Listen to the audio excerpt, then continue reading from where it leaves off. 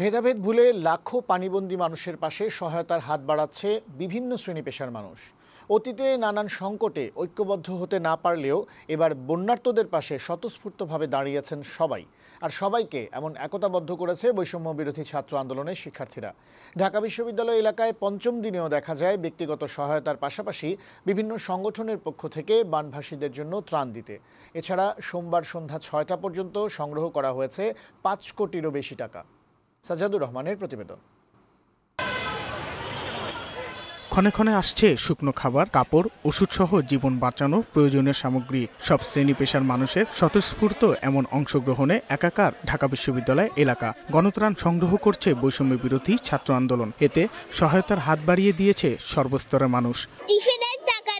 এবং নেওয়ার পরে আমার খুব ভালো লাগছে। ছোট থেকে একটা আকাঙ্ক্ষা ছিল যে আমি দেশে একটা সাহায্য করতে চাই, এখন পেরেছি, আমার খুবই ভালো লাগছে। এলাকা যারা আছে তাদের যাতে বন্যার্ত মানে যারা আছে ভলান্টিয়াররা বা অনেক বাইরে আসছে তাদের যাতে সহযোগিতা করে। ওনাদের এখন টাকাটাই দরকার, কেননা বন্যাটা যখন ভালো হয়ে যাবে তখন তাদের ঘর তুলতে বলেন, খাবারের ব্যাপার বলেন, সবকিছু তাদের লাগবে। টিএসসিতে নগদ অর্থ ও ওষুধ সংগ্রহ করা হচ্ছে, আর জিমনেশিয়ামে নেওয়া হচ্ছে কাপড় ও শুকনা খাবার। নির্দিষ্ট প্ল্যাটফর্ম পাওয়ায় আশ্বস্ত হতে পেরেছে বিভিন্ন সংগঠন ও সংস্থা।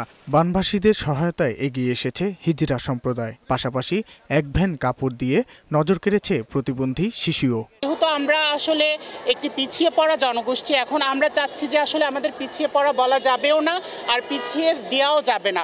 1,02,000 টাকা অনুদান দিয়েছে বন্ধু সোশ্যাল ওয়েলফেয়ার সোসাইটি। এখানে দিলেই জিনিসটা জায়গা মতো পৌঁছাবে। সরকারের কাছে এই অনুরোধ যাতে ঠিক মতো আমাদের মালামালগুলো তাদের কাছে পৌঁছানো যায়। স্বেচ্ছাসেবকদের মাঝেও যেন ক্লান্তি নেই। সংগ্রহ করা ত্রাণ বন্যা দুর্গত প্রত্যন্ত অঞ্চলে পৌঁছানোর জন্য কাজ করছে তারা। ক্লান্তি থাকলেও এখন আমরা ক্লান্তি মনে করতেছি না। আমরা সব একাত্মতা হয়েছি, আমাদের অনেক ভালো লাগতেছে। বর্তমানে ত্রাণ সামগ্রী বিতরণ ও বন্যার পরবর্তী চ্যালেঞ্জ মোকাবেলায় নগদ অর্থ খরচ করার কথা জানান সমন্বয়করা। টিএসসিতে নগদ যে অর্থ সংগ্রহ চলমান সেটি আজকের দিনে সন্ধ্যা ৬টা পর্যন্ত পরিমাণ হচ্ছে 85,68,000।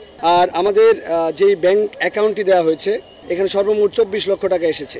এখনো যারা ত্রাণের আওতায় বাইরে আছেন আমরা তাদেরকে সাহায্য করতে সচেষ্ট হই।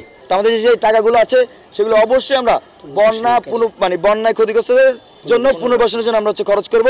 এবারের মতো দেশের যে কোনো সংকটে ঐক্যবদ্ধভাবে এগিয়ে আসার প্রত্যয় জানান সবাই। সাজ্জাদুর রহমান, বৈশাখী সংবাদ, ঢাকা।